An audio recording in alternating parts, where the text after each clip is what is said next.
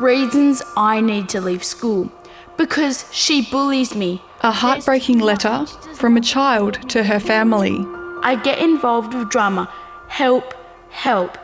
Since she was 8, Lucy has been mocked, body shamed and excluded by her classmates, online and in the playground.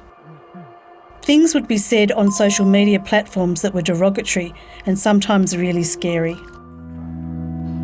Taking her off social media didn't help, and the family felt the school wasn't addressing it.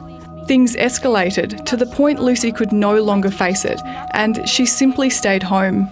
Everyone stops whispering when I go by. Her parents would reply to school texts asking about Lucy's absence, saying she was suffering anxiety from bullying. Still, nothing improved, and they eventually changed schools. She's got a smile back on her face. Small steps, but we'll get there. But they want Australian governments to take a hard line on bullying to prevent other children from suffering. I don't think a month or a week goes by in Australia where some little person hasn't either harmed themselves or killed themselves as a result of bullying. And I have heard my daughter say, I want to die. I want to kill myself. Education researchers have found Australia has among the worst rates of bullying when compared to similar developed nations, and that bullying rates are worst in Tasmania.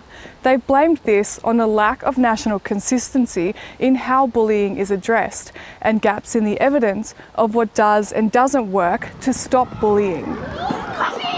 In February, the federal government announced an anti-bullying rapid review, aiming to create national standards for how schools should tackle bullying. That regardless of where a child attends school, any experience of bullying will be addressed. A report is expected this year, building on state and territory government inquiries, but Tasmania's bullying inquiry remains unfinished, cut short by the early state election.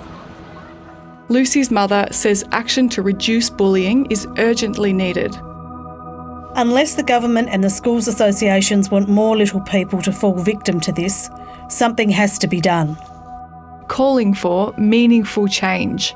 Madeline Rojan, ABC News.